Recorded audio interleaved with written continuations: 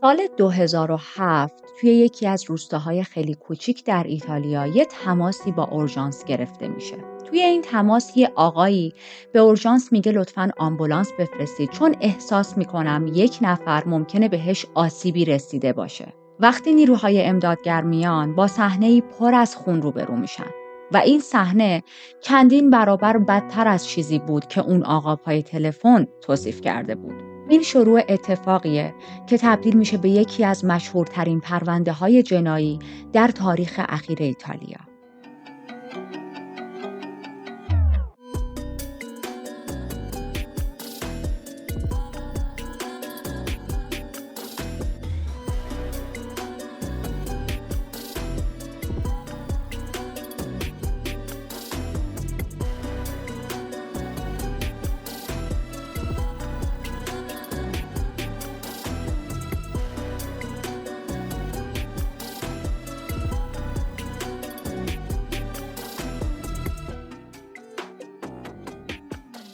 من ریتا هستم و توی این چنل با هم پرونده‌های جنایی رو بررسی می‌کنیم. اگر به محتوای جنایی، اگر به ترو کرایم علاقه دارید، دعوتتون می‌کنم که سابسکرایب رو بزنید و از ویدیوهای قبلی هم دیدن کنید. گفتیم پرونده امروز توی ایتالیا اتفاق میفته، توی یکی از روستاهای خیلی کوچیکش. اما دقیقاً چه لوکیشنی؟ سفر می‌کنیم به گارلاسکو، یک روستای خیلی کوچیک در ایتالیا. وقتی میگم کوچیک یعنی توی سال 2006-2007 جمعیت این روستا کمتر از 10,000 نفر بود. آمار جنایت و دزدی و قتل بسیار توی این روستا پایین بود. تقریباً همه هم رو میشناختن. همه به هم اطمینان داشتن. اگر که فراموش میکردن در ماشینشون رو قفل کنن، در خونهشون رو قفل کنن، معمولاً اتفاق خاصی نمیافتاد، دزدی پیش نمیومد. ساعت 10 دقیقه به 2 ظهر توی 13 آگوست سال 2007 یک آقای 24 ساله‌ای به نام آلبرتو استاسی با خط تلفن اضطراری ایتالیا تماس میگیره. آلبرتو توی این تماس میگه به آمبولانس نیاز داره، آدرس یک خونه توی خیابون بنبست رو میده. 118 که همون خط امرجنسی ایتالیا بود ازش میپرسه که دلیل درخواستت برای آمبولانس چیه؟ آلبرتو میگه من فکر میکنم که اونا یه نفر رو کشتن اما من مطمئن نیستم، شاید هنوز زنده باشه. منظورش از اون یک نفری که ممکنه مرده باشه، ممکنه زنده باشه، یک خانوم بود. فعل خانوم رو داشت به کار میبرد.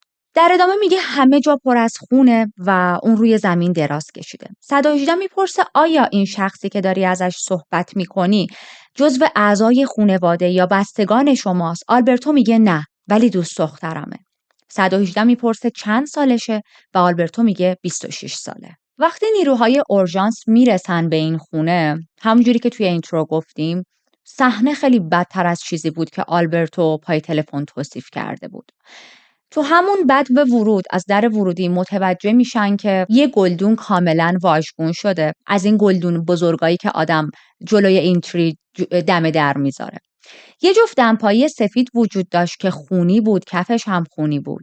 و یه ذره که بیشتر جلو میرفتن لکه های خون رو میدیدن. هر چقدر بیشتر به سمت زیر زمین میرفتن این لکه های خون بیشتر هم میشد. خب نیروی اورژانس از قبل به پلیس خبر داده بود، چون توی تماس آلبرتو گفته بود که ممکنه یک نفر بهش آسیب رسیده باشه، همه جا پر از خونه و میتونه صحنه یک صحنه کرایم باشه. از قبل به پلیس اطلاع داده بودن و الان پلیس هم رسیده بود داخل صحنه. نیروهای پلیس و امدادگرها رد خون رو دنبال میکنن و میرن نزدیک زیرزمین. این زیرزمینی که میگم نه که زیرزمین مثل ماها که تبدیلش میکنیم به انباریا، نه یه همچین زیرزمینی. یه حالتی بود توی خونه که چند تا پله میخورد میرفت پایین و حالا یه سری لوازم هم وجود داشت. نمیدونم این سبک داخل خونه های ایران وجود داره یا نه، اما بعضی از خونه های قدیمی توی ایتالیا یه همچین سبکی رو داره. به هر حال رد خون رو دنبال میکنن و به محض اینکه میرسن به زیرزمین با یک جسد روبرو میشن. جسد کیارا پوگی. کیارا در حالی که یه لباس راحتی، لباس خواب که به رنگ صورتی بود، تنش بود، به حالت خمیده دراز کشیده بود و سرش به دیوار تکیه داده شده بود. همه جا پر از خون بود. علنا یک حوضچه خونی را افتاده بود و نیروی پلیس داخل اون خونی که پخش شده بود توی خونه چند تا تار مو هم پیدا میکنه. خب این تار موها رو کالکت میکنن. خب الان اولین کسی که باید باش صحبت کنن آلبرتو دیگه. با پلیسا میره به پلیس استیشن تا اطلاعات بیشتری رو در اختیارشون بذاره. به علاوه اینکه به خانواده کیارا زنگ میزنن و بهشون میگن که دخترتون به قتل رسیده. خانواده کیارا برای چند روز رفته بودن هالیدی، نبودن و قرار بود با خوشحالی برگردن سوغاتی برای کیارا بیارن، اما حالا از سمت پلیس باشون تماس گرفته شده بود. بهشون گفته بودن که باید سفرتون رو تموم کنید، برگردید چون دخترتون توی خونتون به قتل رسیده.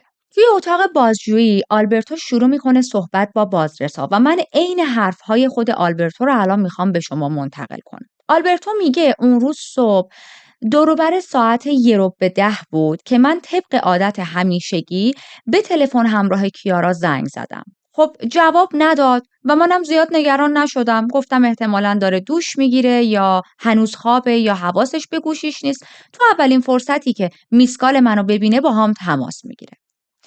1 ساعت گذشت و من متوجه شدم که تماسی همچنان از کیارا دریافت نکردم. از ساعت 11:15 تا ساعت 12:30 ظهر مجدد تلاش کردم چندین و چند بار بهش زنگ بزنم، اما هر بار تماسهای من بدون پاسخ میموند.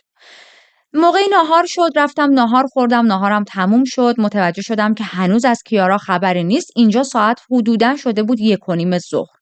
دوباره چند بار باهاش تماس گرفتم، جواب نداد. حتی با تلفن ثابت خونه چند بار باهاش تماس گرفتم، باز هم پاسخی دریافت نکردم. مشغول کار کردن بودم با کامپیوتر شخصیم و چند بار اون وسط‌ها هم بهش زنگ زدم، اما هر بار جوابهای من بدون پاسخ بود. اینجا دیگه من خیلی نگران شدم و احساس کردم که این میزان جواب ندادن تلفن عادی نیست از سمت کیارا. سوار ماشینم شدم و تصمیم داشتم برم سمت خونه‌شون. یک فولکس واگنی داشت. میگه رانندگی کردم، رفتم رسیدم خونه‌شون. خونه‌شون میدونین چه حالتی بود؟ یک خونه ویلایی بود که یه در ورودی داشت. از این در ورودی فلزی مانند شما میتونستی محوطه یه باغی داشت، حیاط بزرگی داشت، این محوطه رو نگاه کنی و همطور ساختمون رو هم ببینی. آلبرتو میگه رسیدم، زنگ زدم، چندین بار زنگ خونه رو زدم، کسی پاسخ در رو نداد و خب خیلی این برای من واقعا نگران کننده بود. یه ذره این ور اون ور رفتم، سعی کردم که نگاه بندازم، با نگاه دقیق تری خونه رو بررسی کنم و متوجه شدم پنجره آشپزخونه بازه. زیاد از حدم بازه. این باز بودن پنجره برای من عجیب بود. خب نشون میداد که یک نفر خونه است که پنجره رو باز گذاشته، چون کیارا از این عادت‌ها نداشتش که در پنجره رو باز بذاره و از خونه بزنه بیرون. ولی خب اگر کسی خونه است چرا جواب زنگ در رو نمیده؟ چرا جواب تلفن‌های منو نمیده؟ از روی دیوار پریدم، وارد خونه شدم و به محض ورود به خونه فهمیدم که دزدگیر قطع شده. از داخل همون آشپزخونه همینطوری هی داشتم کیارا رو صدا می‌زدم، اما پاسخی دریافت نمی‌کردم. میگه از آشپزخونه اومدم بیرون، وارد قسمت حالت حال و پذیرایی شدم، لیوینگ روم شدم و متوجه لکه‌های خون شدم. خب خیلی ترسیدم. لکه‌های خون رو دنبال کردم و رسیدم به زیرزمین. دیدم که جسد کیارا افتاده تو زیر زمین و همه جا پر از خونه. خیلی وحشت کرده بودم، اما بیشتر از اون نزدیکش نشدم، جسد رو تکون ندادم. به سرعت اومدم بیرون و با اورژانس تماس گرفتم. نیروهای پلیس از آلبرتو میپرسن این کفشایی که پاته همون کفشاییه که چند ساعت پیش وقتی رفتی داخل صحنه قتل پات بود؟ آلبرتو میگه آره، من همینا پام بود. اولین چیزی که برای نیروهای پلیس عجیب بود همین کفش‌ها بود. آلبرتو گفت اینا رو من پام کرده بودم وقتی رفته بودم توی صحنه قتل. اما کف کفشاش و همینطور کلا روی کفشاش به شدت تمیز بود. این میزان از تمیزی یه مقدار نرمال نیست. هیچ لکی از خون روش یا زیرش وجود نداشت. مورد بعدی که یک مقدار برای نیروهای پلیس تو همون چند ساعت اول صحبت با آلبرتو عجیب بود، صحبت و تماس آلبرتو با اورژانس بود. توی تماسش برگشته بود به اورژانس، گفته بود که آره، صورت کیارا رو که من بهش نگاه کردم، دیدم خیلی معمولی، بیجون، شفاف و سفید همجوری تکیه داده شده به دیوار، در حالی که اصل صحنه این نبود. اصل صحنه کیارایی بود که تمام صورتش غرق در خون بود، قرمز بود و چطور میشه آدم وارد یک صحنه قتلی بشه، یه همچین چیزی رو ببینه، یک جسدی رو ببینه که اطرافش پر از خونه، صورتش پر از خونه و به نیروهای اورژانس بگه که من دیدمش سرش رو تکیه داده بود به دیوار، چون خب توی تماس ازش پرسیده بودن که آیا خون به جز حالا خونی که روی زمین هست قسمت دیگه ای از اندام و بدنش خون میبینی، مشاهده میکنی؟ و در جواب آلبرتو گفته بود نه، صورتش که خب خیلی شفاف، خیلی کلیر، واضح، سفیده. چطور امکان داره؟ این میشه که بازجویی‌های بیشتری از آلبرتو انجام میدن، یعنی 17 ساعت باهاش صحبت میکنن. اما بعد از 17 ساعت بازجویی آلبرتو حرفش یکی بود و نیروی پلیس نمیتونست به عنوان مظنون نگهش داره. آلبرتو آزاد میشه، اما کفشاشو نگه میدارن به عنوان مدرک و برای بررسی ها و تحقیقات بیشتر کفشش ضبط شد. آلبرتو از پلیس استیشن خارج میشه، اما حق این رو نداشت که از شهر خارج شه. برای نیروهای پلیس صحبت‌ها و رفتار آلبرتو اصلاً قانع کننده نبود. پس تصمیم میگیرن مجدد بعد از یه استراحت کوتاه چند ساعته برای سومین بار با آلبرتو بازجویی کنن. 2 بار که خب توی 17 ساعت باش بازجویی کرده بودن و حالا الان دوباره برای بار سوم صداش میکنن که بیاد حرف بزنه. این بار اما پلیسا چه نقشه‌ای داشتن؟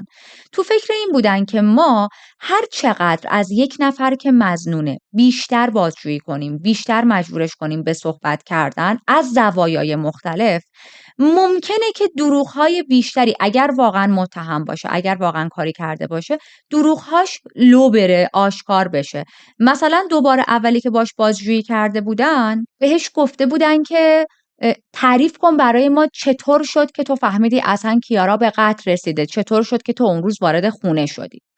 اما این بار میخواستن از یک دریچه دیگه‌ای باهاش وارد صحبت شن. این بار میخواستن بهش بگن که تو اصلا ببین ول کن که اون روز برای کیارا چه اتفاقی افتاده. بیا برای ما اینو تعریف کن که اون روز صبح از موقعی که چشمتو باز کردی روزت چطوری گذشت، کارهای شخصی چطوری بوده، چه کارهایی کردی فارغ از حالا اون تعداد باری که به کیارا زنگ زدی، تا بتونن یک خط زمانی این وسط پیدا کنن و ببینن حرفهاش، زمانبندی‌هاش چقدر با 2 تا بازجویی اول تفاوت داره. و اما حدس پلیس درست بود. توی این بازجویی سوم آلبرتو چیزهای متفاوت‌تری به پلیس ارائه میده. میگه من رأس ساعت 9 صبح از خواب بیدار شدم و نشستم یه ذره تلویزیون نگاه کردم، یه ذره همینجوری باز توی تخت داشتم تایم میگذروندم و تلویزیون نگاه میکردم. بعد بلند شدم، تصمیم گرفتم که ادامه کارم روی پایان نامم انجام بدم. کار روی پایان نامم رو شروع کردم تا موقع لانچ شد، موقع ناهار شد. رفتم ناهار خوردم و باز دوباره بعد از ناهار برگشتم به ادامه کار روی پایان نامم. خب حالا بازرسان متوجه شدن که یه خط زمانی دارن از فعالیت‌های شخصی آلبرتو طبق گفته‌های خودش و حالا اگر کامپیوتر شخصیش رو مورد بررسی قرار بدن، پس باید یکی باشه با همین حرف‌هایی که زده، کارهایی که با کامپیوترش انجام داده باید مطابقت داشته باشه با حرف‌هاش. آلبرتو برمیگرده خونه و حالا نیروهای پلیس بودن و یک پرونده قتلی که بسیار صحنه دردناک و خشنی رو بهشون ارائه میداد و مظنون داشتن. مظنون خب طبیعتاً دوست پسر شخص مقتول بود، اما خیلی هم مدرکی نداشتن که بتونن آلبرتو رو دستگیر کنن. اول از همه باید میفهمیدن که اگر آلبرتو شخصیه که قتل رو انجام داده و پشت این قتله، چه انگیزه‌ای میتونست داشته باشه؟ انگیزش چی بوده از این قتل؟ یه مقدار انگیزه پیدا کردن برای افرادی که با هم ازدواج نکردن و توی رابطه‌ان سخت‌تره، به خاطر اینکه اون رابطه راحت‌تری برای جدا شدن. به طور مثال پروسه طلاق توش وجود نداره. خب یه دوست دختر دوست پسر راحت‌تر میتونن از هم جدا شن تا زن و شوهری که قرارداد دارن بین خودشون، حالا با همه چیزو ما بینشون تقسیم کنن، یا بچه‌ای توی زندگیشون نیست، خب این جدایی رو براشون راحت‌تر میکنه، یا مثلا بیمه عمر ندارن، انگیزه قتل توش کمتر میشه. خب کار پلیسا سخت‌تر بود. تصمیم میگیرن که شناخت بیشتری از کیارا پیدا کنن، از رابطه‌ای که با آلبرتو داشت.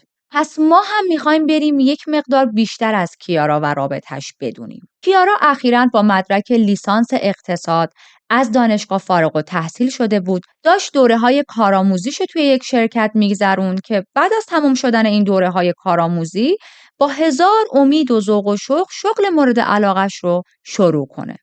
کیارا یه دختر بسیار شاد بود، خیلی همدلی میکرد با اطرافیانش، خیلی نگران بود برای افرادی که دوستشون داره. این علاقه و عشقش رو به اطرافیانش به صورت واقعا خالصانه‌ای نشون میداد. از اینایی نبود که مغرور باشه.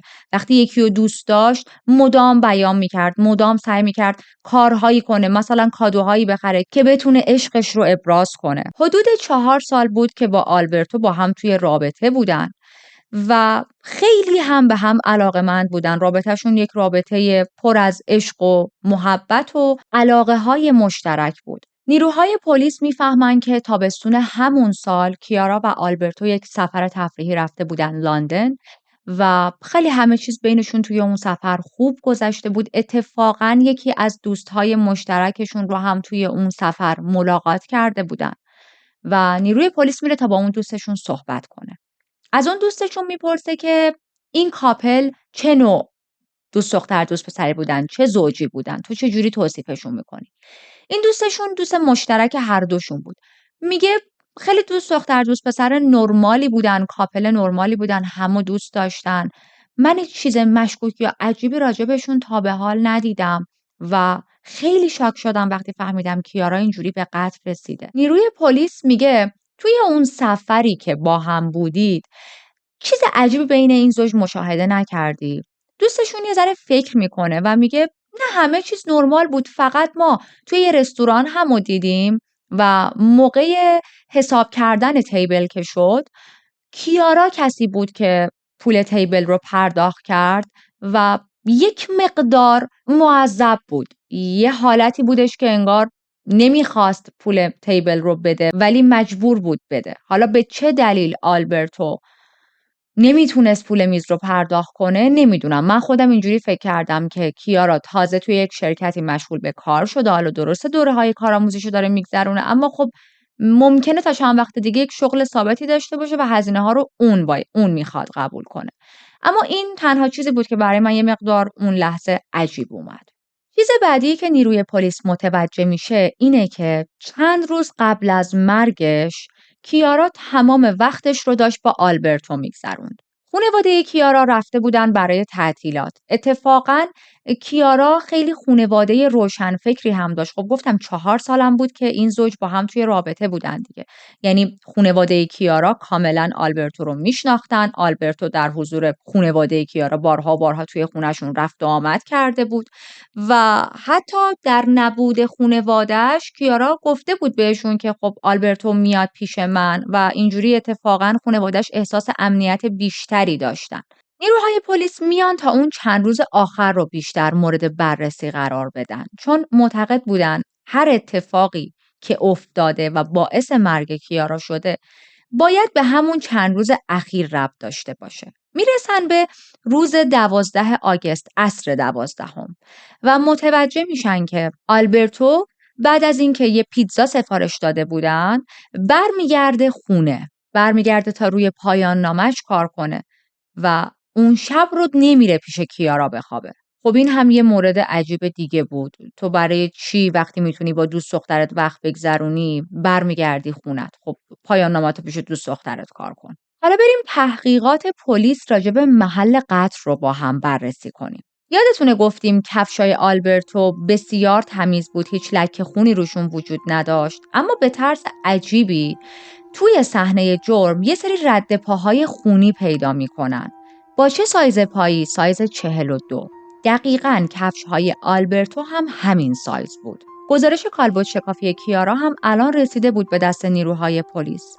متوجه میشن که کیارا 2 ضربه بسیار محکم به صورت و همینطور چند تا ضربه بسیار محکم به پشت سرش اصابت کرده و اینها دلیل مرگش بوده. زمان مرگش اول بین 10:30 صبح تا 1 بعد از ظهر تخمین زده شد، اما بعداً اومدن گفتن که احتمال زیاد بین 11 تا 11 و نیم بوده، یعنی این بازه زمانی خیلی احتمال بیشتری داره که کشته شده. خب پس چرا اگر که توی یک 20 دقیقه طلایی یه قتل اتفاق افتاده، نیروی پلیس گفته از ساعت 10:30 صبح تا 1 بعد از ظهر؟ به خاطر اینکه قاتل فقط نیومده وارد خونه شه در عرض چند دقیقه کیارا رو به قتل برسونه و بره. قاتل کاملا وقت این رو داشته که کفش‌هاشو تمیز کنه.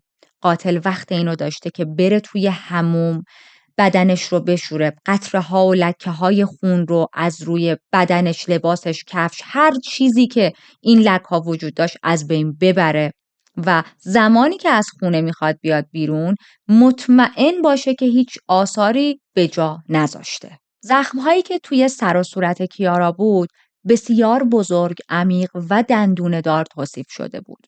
سلاح قتل وجود نداشت توی صحنه جرم، اما حدس نیروی پلیس و پزشکی قانونی این بود که از اشیایی مثل تبر، چکش یا حتی عصا استفاده شده. نیروی پلیس تحقیقات بیشتری انجام میده که ببینه آیا کیارا دوست پسر سابقی داشته که براش مزاحمتی ایجاد کنه و بتونه به صورت مظنون باشه. میبینه خیر. آیا کیارا دشمنی داشته؟ خیر. آیا کیارا بدهی توی زندگیش داشته؟ بدهی مالی؟ خیر. همه چیز تو زندگی کیارا به طرز خیلی نرمالی، معمولی جلو میرفت.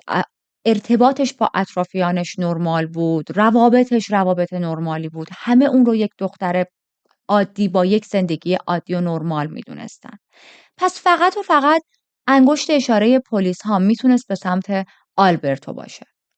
رسما آلبرتو تبدیل میشه به مظنون اصلی این پرونده. میرن داخل خونش و بهش میگن که ما مجبوریم یه سری از لوازم تو رو ضبط کنیم، مثل ماشینش، مثل یک دوچرخه‌ای که داشت و کامپیوتر شخصیش. خب اولین کاری که میکنن توسط تلفن همراه و کامپیوتر شخصی آلبرتو تلاش میکنن که پیام‌هایی که بین این دو نفر رد و بدل شده بود توی این چند ماه اخیر رو بررسی کنن.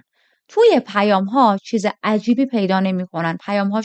پیام‌های بسیار نرمالی بود، پیام‌هایی که هر کاپلی میتونه برای همدیگه بفرستن و اتفاقا خیلی جاها لاو استوری بود رابطه‌شون، حرف‌های بینشون، مخصوصا اون زمانی که از لندن برگشته بودن. آلبرتو توی خیلی از پیام‌ها به کیارا گفته بودش که ما می‌خوایم یک زندگی عاشقانه عالی رو با هم ادامه بدیم. ما می‌خوایم عاشقانمون رو بیشتر کنیم. هیچ اثر و ردی از تهدید یا دعوا مرافع وجود نداشت توی پیام‌ها. اما خب به این معنا هم نیست که پلیس نکته خاصی کلاً پیدا نکنه. یکی دیگه از چیزهایی که ذهن پلیس رو خیلی توی این پرونده درگیر کرده بود، دزدگیر خونه بود. هم خود آلبرتو توی صحبتاش گفته بود من فهمیدم که دزدگیر خونه غیر فعال شده. هم نیروی پلیس، نه حالتی که حالا سیستم رو کسی هک کنه یا دزدگیر رو بشکنه.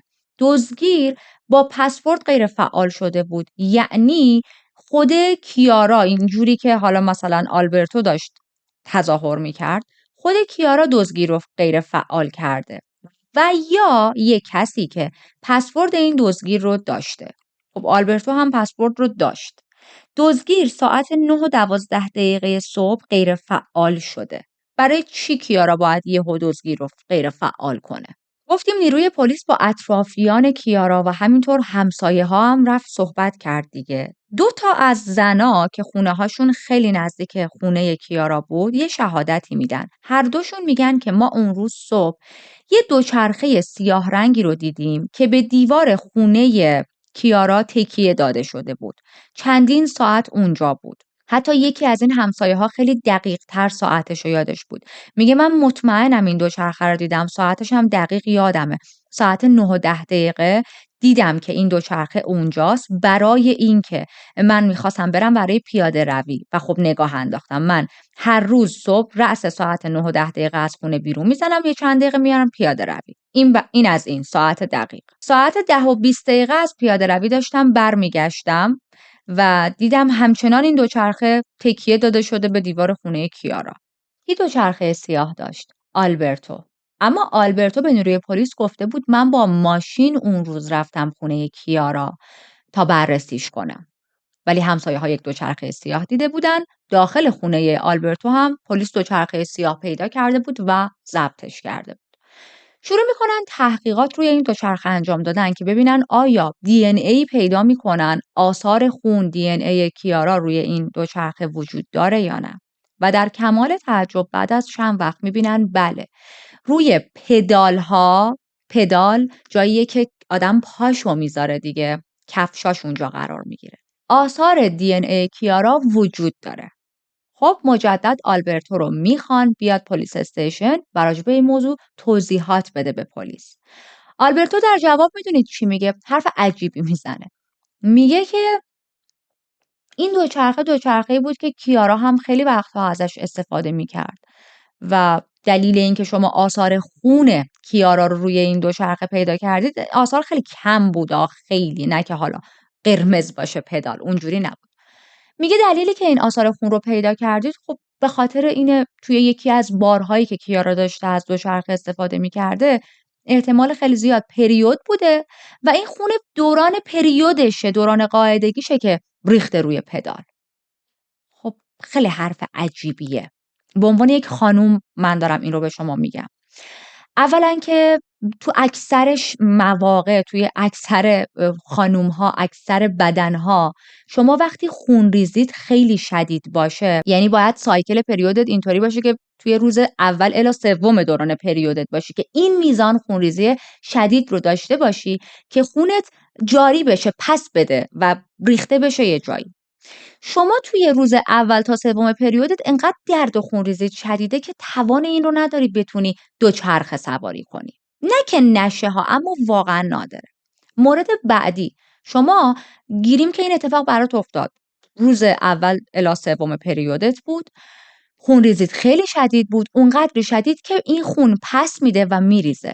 احتمال اینکه این خون از قسمتی که شما نشستی روی دوچرخه بریزه دقیقاً روی پدال خیلی کمه. معمولاً وقتی این پس دادگی خون به وجود میاد از پای آدم مثلا میچکه زمین، این خیلی احتمال کمه. یعنی این چیزی که آلبرتو گفته قشنگ مشخصه یه کسی داره این احتمال رو میده که هیچ آیدیایی از دوران پریود نداره و یه چیزی حالا به ذهنش رسیده و فقط داره یه حرفی به نیروی پلیس میزنه.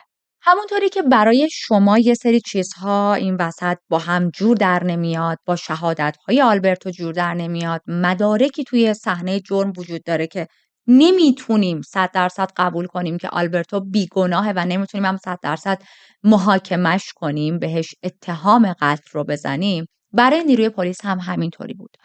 در نهایت توی 24 سپتامبر میرن خونه آلبرتو و با حکم دستگیری میگن که تو مظنون اصلی مایی و باید مظنونی به قتل کیارا، به جرم قتل، اون هم قتل با خشونت بسیار بالا.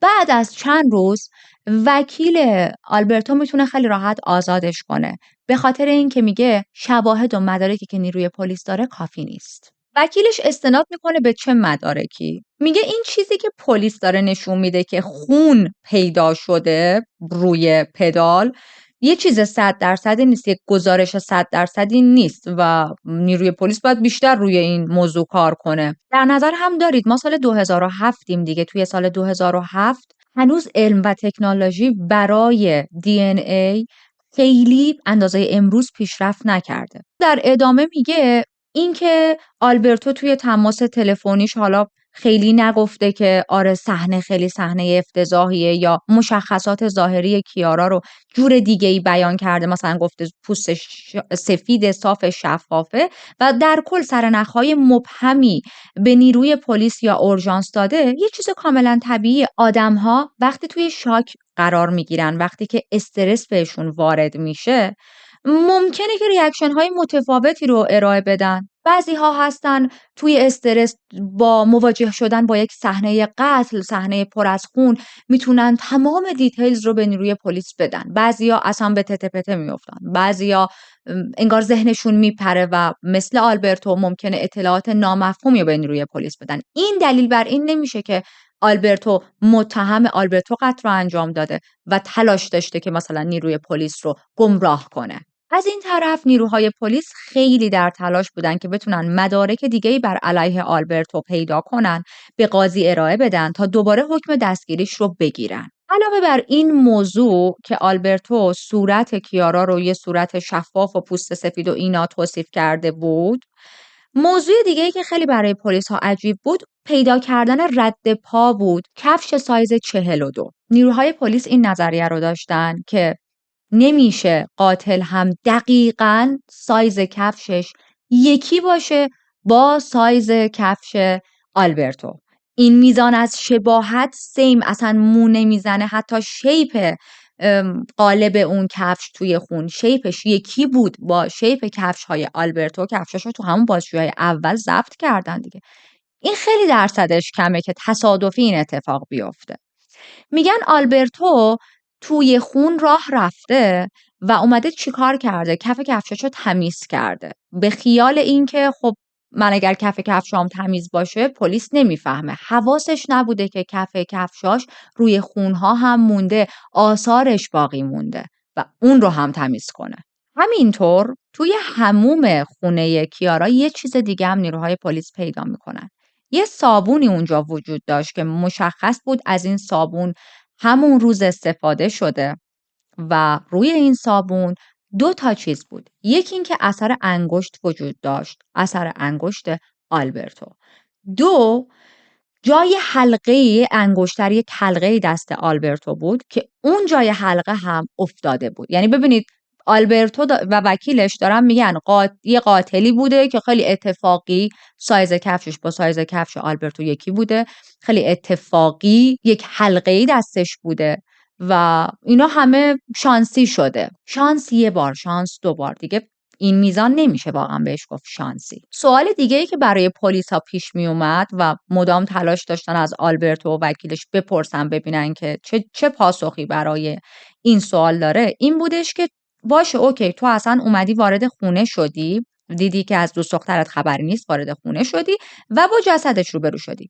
تو از کجا میدونستی جسدش توی زیرزمینه که اینقدر تمیز اومدی تو خونه؟ تو مگه نمیگی کف کفشات از ابتدا تمیز بوده و تو تمیز نکردیشون؟ تو مگه این ادعا رو نمی کنی؟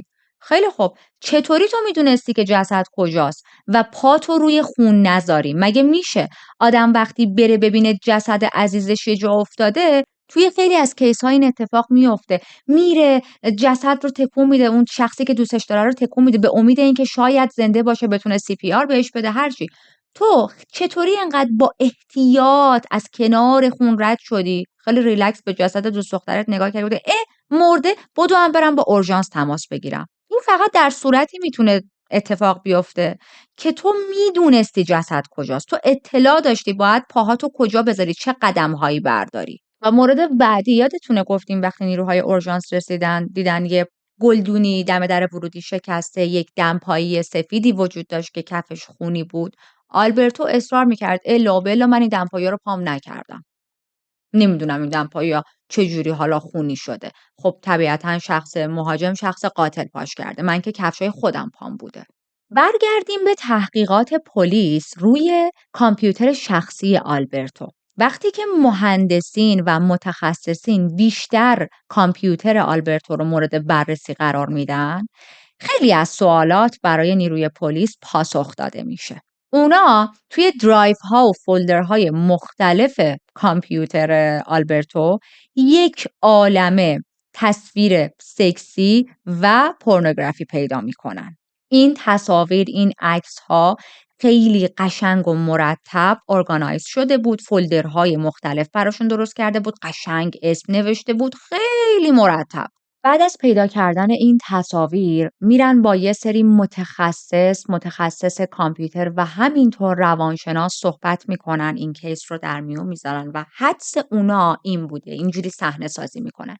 میگن احتمالاً عصر همون روز که آلبرتو رفته و به کیارا میخواسته سر بزنه، به آلبرتو گفته که لپتاپ تو بیار، من عکسای سفرمونو، چون تازه از سفر لندن برگشته بودم، عکسای سفرمونو مثلا برات بریزم توی لپتاپ. آلبرتو لپتاپشو میده به کیارا و زمانی که میخواسته بره این عکس‌ها رو منتقل کنه به لپتاپ آلبرتو، متوجه این فولدرها میشه، متوجه این عکس‌های سکسی میشه و این باعث میشه یک دعوایی بینشون به وجود بیاد.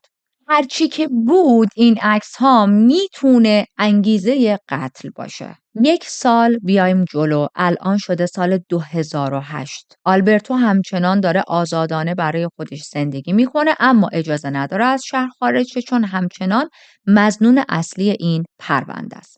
پلیس اما بیکار نشسته، خیلی داره روی این پرونده در این 1 سال اخیر تحقیق میکنه تا بتونه 100% اون لکه‌های خون، اون دی که روی پدال دوچرخه پیدا کرده رو ارائه بده. بعد از 1 سال تحقیقات روی این موضوع، نیروی پلیس به این نتیجه‌ای میرسه.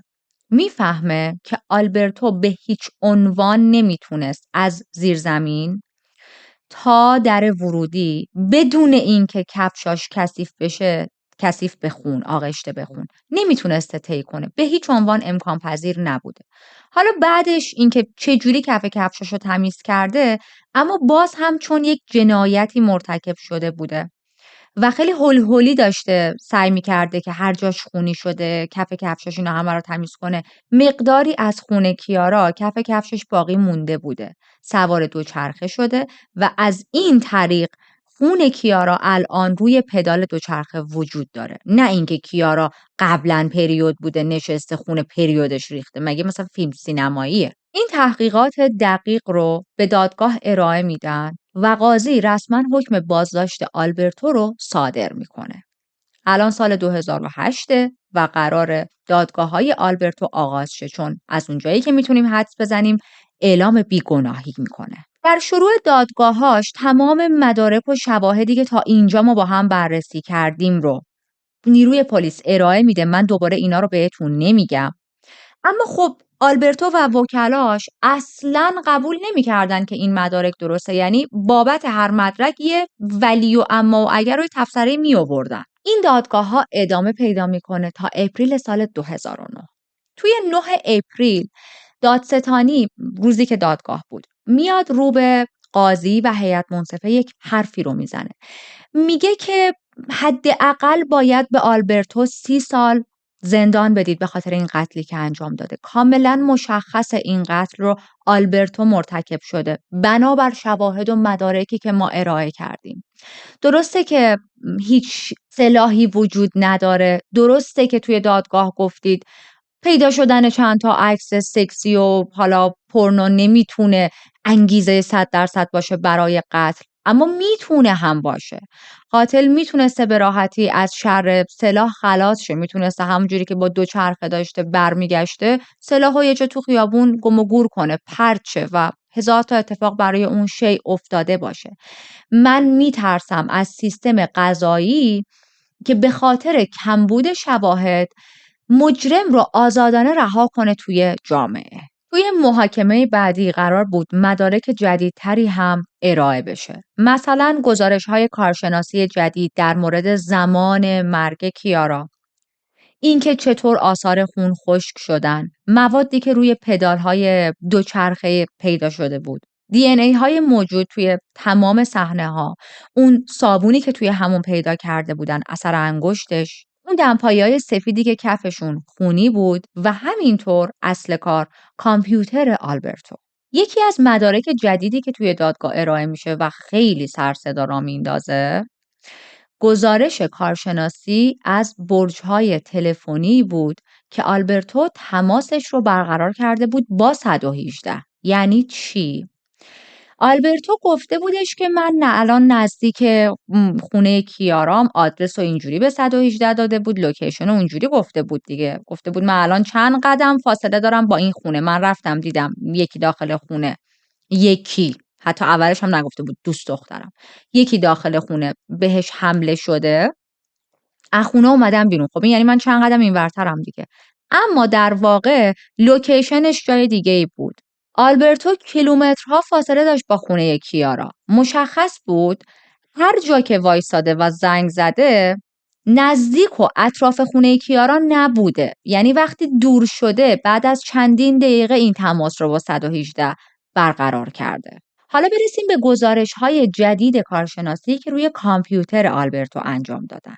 میفهمن اصلا آلبرتو اون شهادت‌های اولی که داده بود، یادتونه پلیس بار سوم ازش بازجویی کرد، توی بار سوم ازش خواستش که تو اصلا فراموش کن که اون روز لابلای کارات به کیارا هم زنگ زدی، اینکه خودت از صبح پا شدی چه کارایی کردی و به ما توضیح بده. اون صحبت‌های آلبرتو رو خاطرتون هست؟ وقتی که کامپیوتر آلبرتو رو مو به مو بررسی میکنن، بر اثر اکتیویتی هایی که توی کامپیوترش داشته، میفهمن اصلا زمان بندی که به نیروی پلیس توی اون بازجویی های اولیش داده بود کاملا اشتباه بوده. میفهمن لپتاپش ساعت 9:35 صبح روشن کرده بود و وارد سیستم شده بود. اصلا آلبرتو گفته بود من از 9 تا ساعت 10 همجور رو تخت دراز کشیده بودم واسه خودم، داشتم تلویزیون میدیدم، اصلا نرفتم سمت لپتاپم. از ساعت 9:35 تا 9:46 داشته یه سری عکس ها رو نگاه می‌کرده، همون عکس های پورنوگرافی توی لپتاپش. ساعت 9:57 یه برنامه ادیت عکس توی کامپیوترش باز کرده.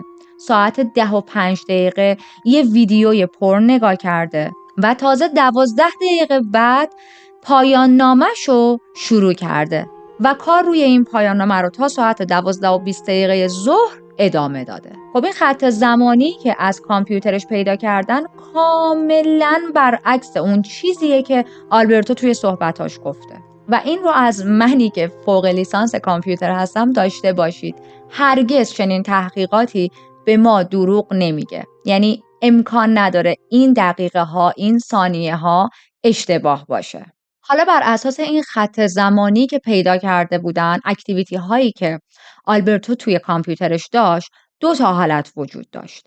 کیارا یا قبل از ساعت 9:10 صبح کشته شده، یعنی از چند ساعت قبلش کشته شده، یا بعد از اون ساعت 12:30 که دیگه کار آلبرتو با کامپیوترش تموم شده بود کشته شده. تو اون بازه زمانی که از خواب پا شده کامپیوترش رو روشن کرده، داشته توش حالا اکتیویتی های مختلف انجام میداده تا ساعت 12:20 12:30 امکان این رو نداشته که کیارا رو بکشه. داستانی که دادستانی توی دادگاه ارائه میده چی بوده؟ میگه این زوج از شب قبل با هم یک دعوای شدیدی داشتن. این یک فرضیه است دیگه. یک دعوای شدیدی داشتن سر عکس هایی که کیارا توی لپتاپ آلبرتو پیدا کرده بود و همون میشه که اصلا آلبرتو اون شب رو پیش کیارا نمیمونه و میره خونه خودش. خیلی هم روی این موضوع تاکید میکنه که مگه میشه شما دوست دخترت توی خونه باشه در حالی که چند روز فرصت داری باش وقت بگذرونی و بعد شب دوست دخترت رو تنها ول کنی که واسه خودش بخوابه و تو هم برگردی خونه خودت. این یه مقدار میک سنس نیست. سر این موضوع با هم بحثشون شده. کیارا و آلبرتو میرن با هم تو قیافه. آلبرتو برمیگرده خونش، میگه شب مثلا خونه خودم میخوام بخوابم و فرداش هم که آلبرتو تماس میگرفته، کیارا سر همین دلخوری جواب تماساش رو نمیداده. اوایلش که داشته بهش زنگ میزده به خاطر اون بحثی بوده که پیش اومده. از اون طرف یادتونه اول پرونده بهتون گفتم کیارا رو وقتی پیدا میکنن یه لباس راحتی، حالت لباس خواب، لباس خونگی تنش بود.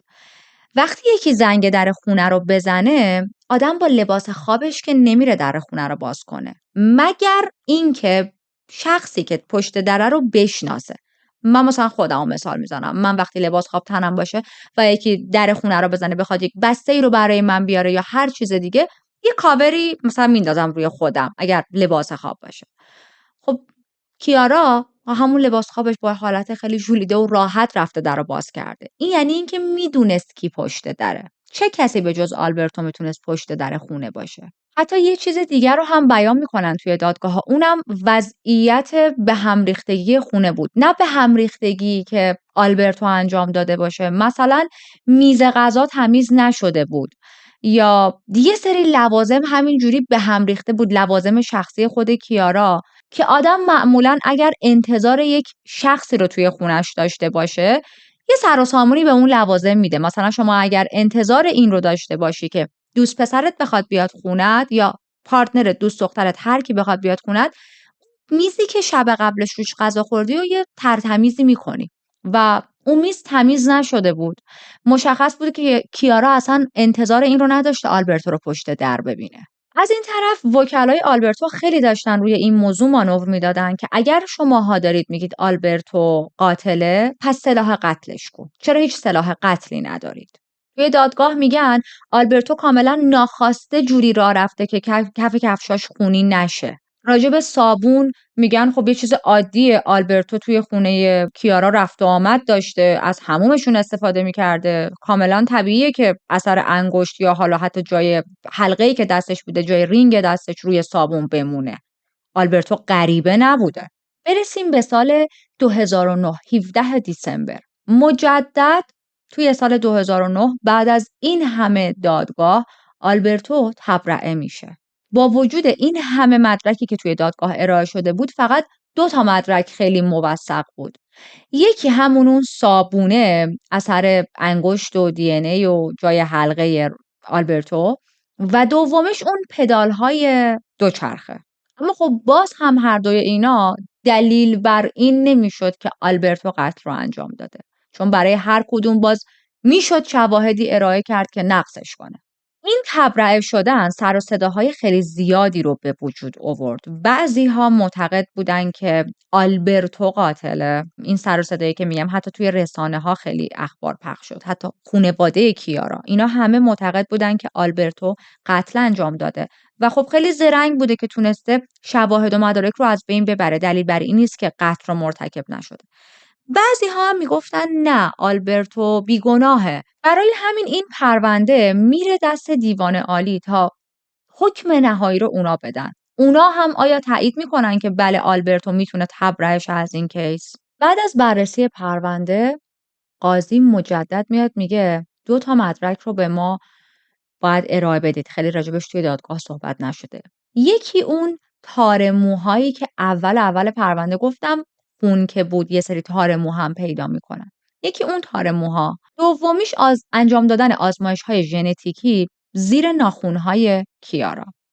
خب تار موها که مشخص بود، بعضیاش متعلق به کیارا بود، بعضیاش متعلق به آلبرتو و ما دوباره میتونیم جواب وکلاش رو حدس بزنیم دیگه. میگن خب آلبرتو اونجا رفته، موی سر دیگه میریزه، خب موهاش ریخته. نیروی پلیس میاد یه تیم تحقیقاتی، یک گروه متخصصی روی این پرونده میذاره، انقدر که وکیلای آلبرتو برای هر چیزی یه مدرکی می آوردن، یه دلیلی می آوردن و نقص میکردن شواهد رو، میبینن اینجوری فایده نداره، واقعا باید از متخصصین کمک بگیرن. این گروه متخصص در این حد بهتون بگم انقدر کار درست بودن که یک بار تونستن یک کیس یک گروه تروریستی رو مورد بررسی قرار بدن و ثابت کنن که این افراد تروریستن و باید توی دادگاه محاکمه شن. این نیرو میان و تمام مدارک رو دوباره از ابتدا با روش و متد خودشون مورد بررسی قرار میدن. اولین جوابی که ارائه میکنن خیلی جالبه در رابطه با اون پدالهای دوچرخه. یادتونه وکلای آلبرتو گفته بودن شما نمیتونید بگید 100% اینا این خونها متعلق به کیاراه، یعنی ما عدد 100 رو نداریم. این گروه میان آزمایش‌های دقیق‌تر انجام میدن و میگن بله شما درست میگید 100% نیست، اما احتمال اینکه این خون متعلق به کیارا نباشه 38/100,000%. یعنی مشکل شما همون یه ذره تهشه که به 100% نرسیده. خب پس حالا دیگه هیچ شکی نمیمونه که اون روز آلبرتو از دوچرخه استفاده کرده، اونجوری که گفته بود من سوار ماشینم شدم اومدم، نبوده. از دوچرخه استفاده کرده اومده و برای برگشت هم سوار همون دوچرخه شده.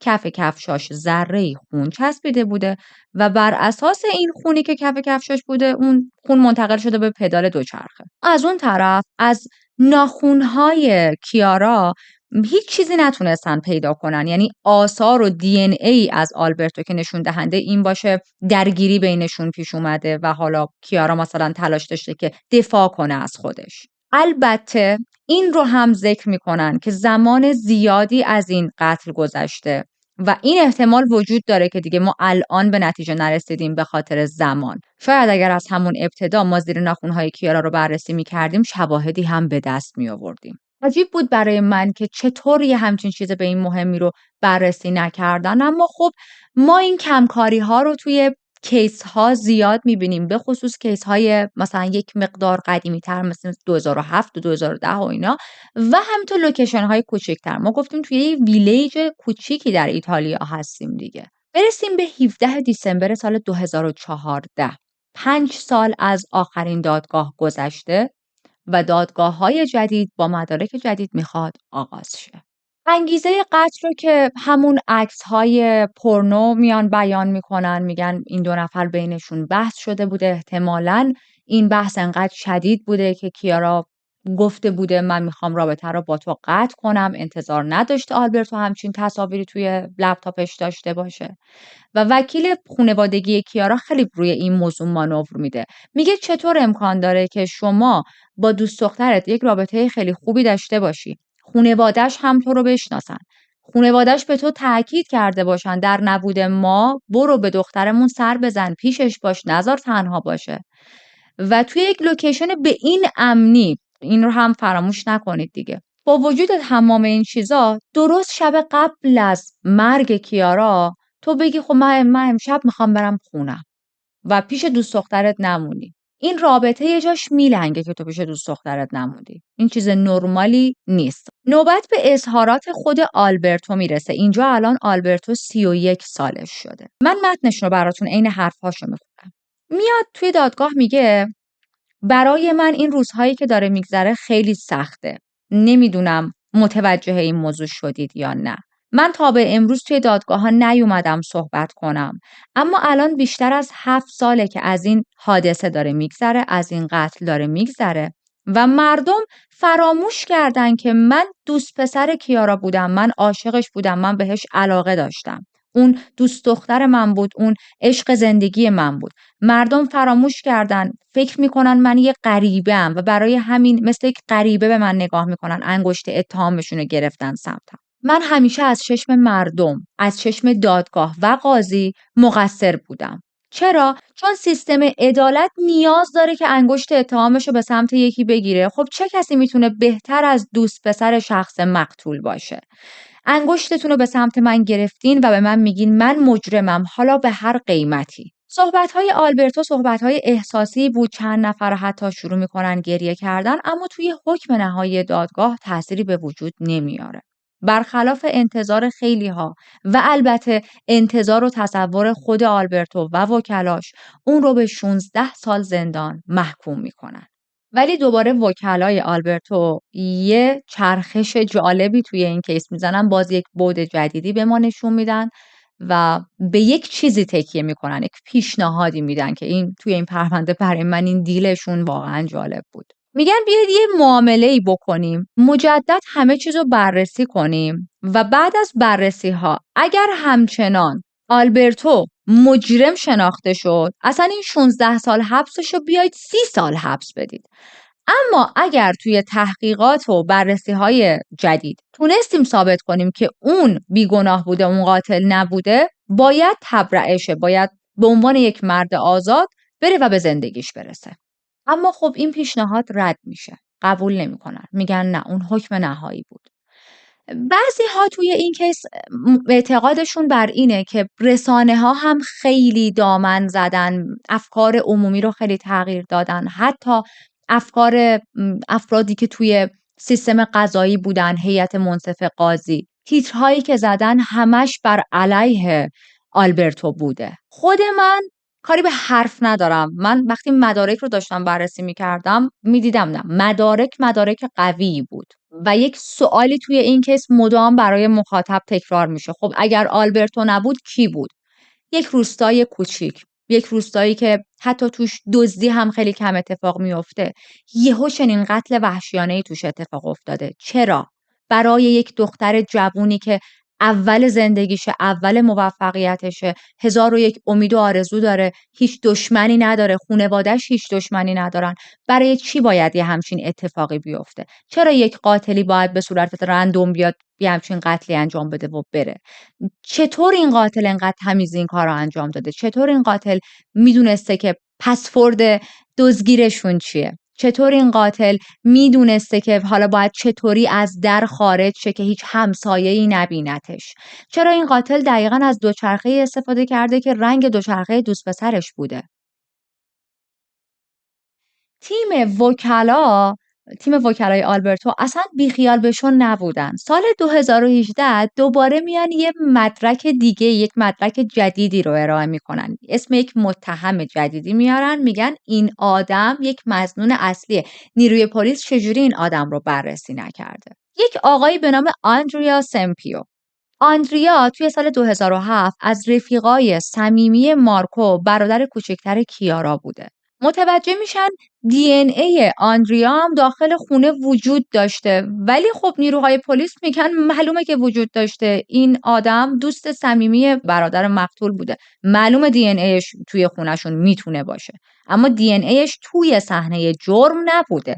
مثلا دی ان ایش زیر ناخن‌های کیارا پیدا نشده، تار موش توی خون و اون قسمتی که کیارا افتاده بوده پیدا نشده. یکی دیگه از چیزایی که آندریا رو داشتن متهم می‌کردن وکلای آلبرتو، به خاطر این بود که میگن همون روز یه تماس چند دقیقه‌ای با خونه کیارا گرفته این آدم. خب چی کار داشته اصلا با کیارا؟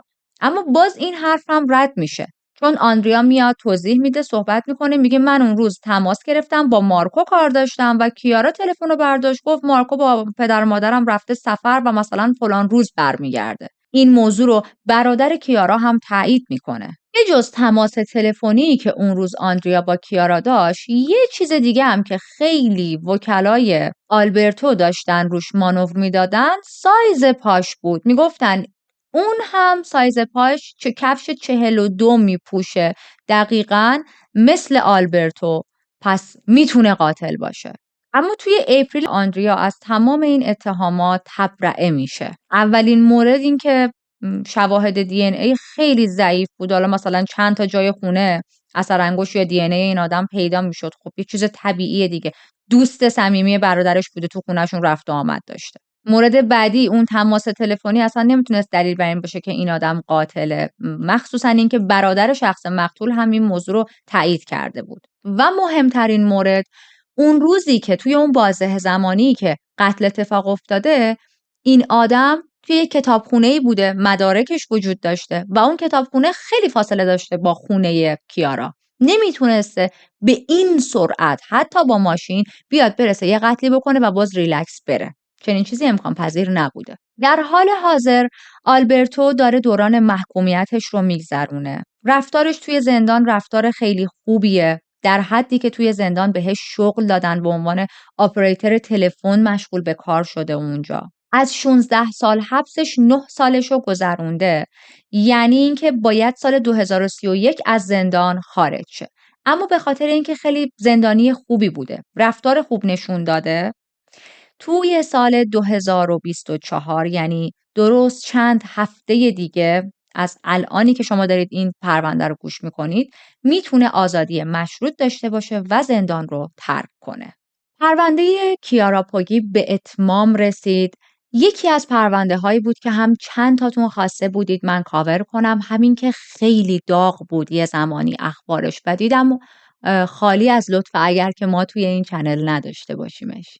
یادتون باشه برای من کامنت بذارید نظر شما راجع به این پرونده چیه؟ فکر میکنید شخص درستی رو دستگیر کردن یا فکر میکنید میتونست قاتل کس دیگه ای باشه؟